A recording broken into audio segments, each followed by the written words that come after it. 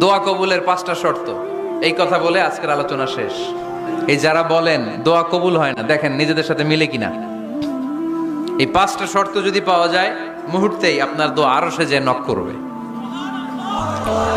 1 number শর্ত আকলুল হালাল, হালাল খাওয়া। কি খাওয়া? আমরা দুইটাই খাই, হালালও খাই হারামও খাই। বেশি খাই কোনটা? হ্যাঁ, কি খান? আমি কই নাই কিছু, আপনারাই কইছেন। নিজের উত্তরে নিজে ধরা না। হারাম খেলে তো দোয়া কবুল হয় না। লা ইয়াদখুলুল জান্নাতা জাসাদুন গুযিয়া বিল হারাম। ওই দেহ কখনো জান্নাতে যায় না যে দেহ হারাম খেয়ে বর্ধিত হয়েছে। কেন দোয়া কবুল হয় না? মিলিয়ে নেন নিজের জীবনের সাথে, জাস্ট একটু মিলিয়ে নেন।